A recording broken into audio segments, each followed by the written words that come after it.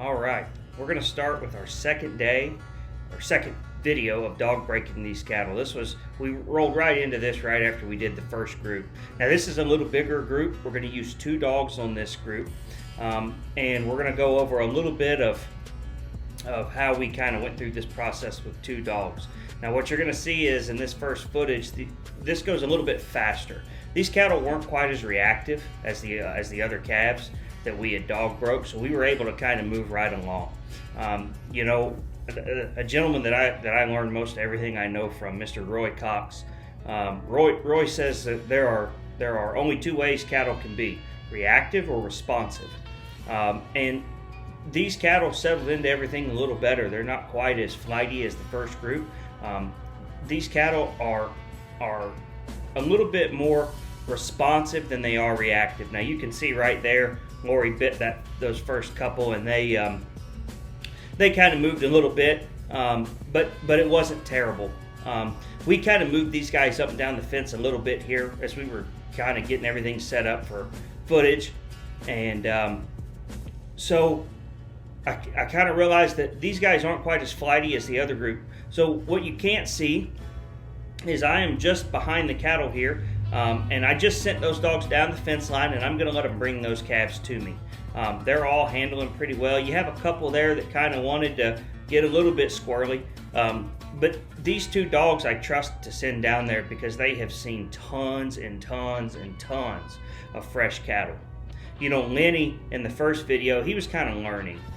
He was kind of trying to figure life out and kind of learn how the real world works.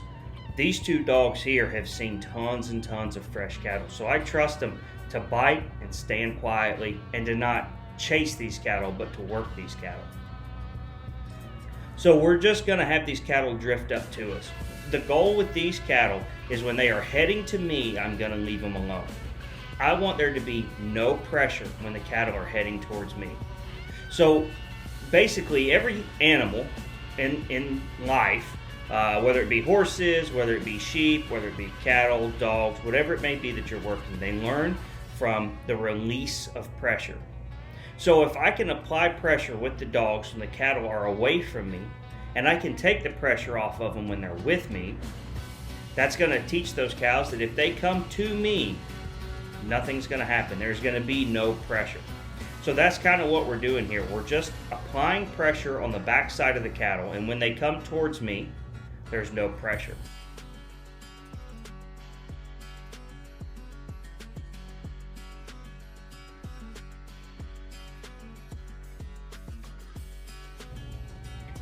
So we've pulled these calves off the fence.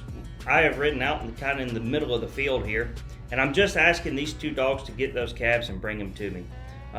The little black dog you see right here, that's Lacey. Lacey is a young female. She's a really, really strong little dog. She's a good little dog. We've trialed her quite a bit, made some finals with her at some trials. She's a really, really fun dog to work. But as you can see, she's not overly pushy about anything. They're giving these calves a chance to walk. I'm not telling these dogs anything here. So it's all up to them. The other dog you see, the mostly white dog, that's Old Faithful. That's Lori. She is a good dog.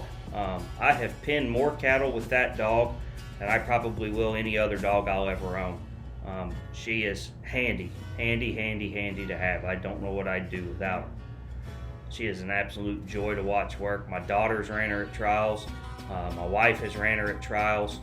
That dog just has done more for me than I think any other dog ever will. But as you can see, these cattle are quite a bit more responsive than the other group of cattle that we educated with Lenny. You can see a couple of these calves get bit, and they're all kind of walking their way, making their way straight to me. And that's perfect. That's exactly what we want. We want there to be pressure when they're heading away from me and no pressure when they're coming towards me. And what will end up happening when these cattle learn that, they'll see me, and you'll see it on the last day. They'll see me in a field, or I'll send a dog and they'll see where I'm at, and they'll just start making their way to me before those dogs even make contact, because they know that if they come to me, there's no pressure. The first group, of cattle, they were a lot more reactive than this group. So we had to really take our time and move them up the fence line, down the fence line, and try to get them to quit being so reactive and start being responsive. I would have loved to have had a drone or something like that where you guys could see an aerial view of this. But I'll be completely honest, as reactive as the first group of calves were, I don't think that we would have been able to fly a drone. I think it would have really created quite a wreck. Now look at these calves here. Now we have 2 dogs down, and these calves are just kind of wadded up in the middle of the field. This is perfect. This is absolutely perfect. When those dogs make contact with them, watch what happens. There we go.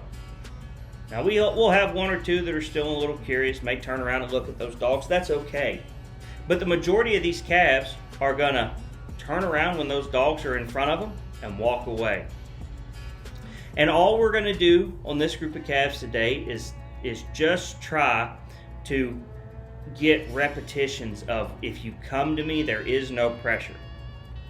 The second day, we're getting ready to put out the second video of the second day of working these calves, and you'll see a night and day difference of these calves. It's pretty amazing footage.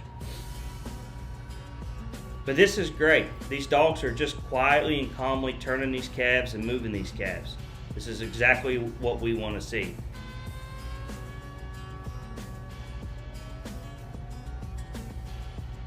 Now these calves are drawing kind of hard to some water, and that's okay. I don't think they're overly thirsty. I just think it's a comfortable place for them to stand down by the water trough. It seems like these calves spend quite a bit of time down there. So that's really good. I'm just sitting on my horse out in the middle of this field, and the ones that come to me are getting no pressure, and the ones that stay right here looking at the dogs, they're receiving pressure. There it is, right there. They all turn, and here they come, walking straight towards me. Perfect. Perfect, perfect.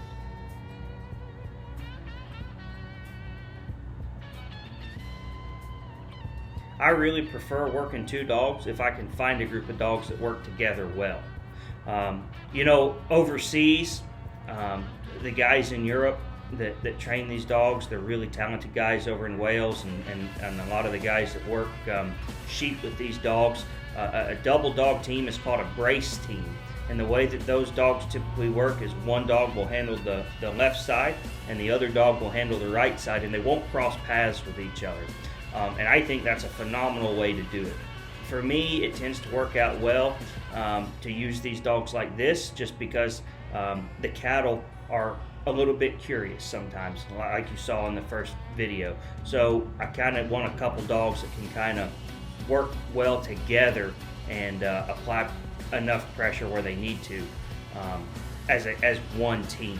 When these cattle get broke and they're moving kind of like sheep as one unit, I think it's fine to have 2 dogs. It can be hard to find 2 individuals that are strong enough to handle a large group, one dog on one side and another dog on another side. In an ideal world, sure, that would be great, but you just don't run across dogs that are that strong day in and day out.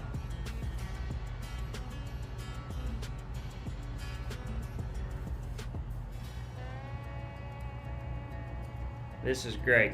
This is absolutely great. You can see how responsive these cattle are versus how reactive the first group of calves were. This is good. This is very, very good stuff.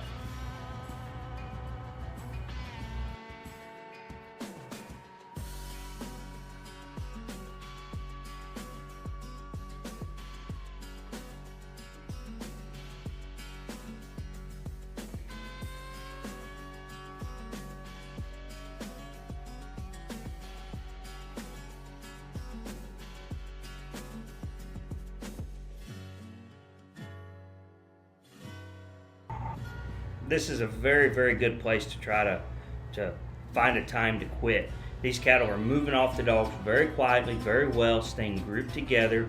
Nobody's trying to drift away. Nobody's trying to leave. These are very responsive cattle, not reactive. And you can see in the amount of time that we've worked these calves how much faster we were able to achieve this than we were with the first group. The very interesting thing about these videos is the very first video is extremely long. And we know that. But what I want people to see is the amount of time that it took us on the very first group to the very last day. And you'll notice how much faster things go on the very last day because we took the time to make sure that we did it right here. So I just kind of ride past those calves as they're wanting to go the other way, and I send those dogs around them, and what do? They turn them all and bring them right back. And those calves know to come to me. They're learning this. So this is the perfect place to quit. We're going to end this right here, and the next videos you see will be on the second day. Now you're going to notice on the second day, this group of calves, it's going to be amazing. The way these cattle handle and the way they work is phenomenal. It is great.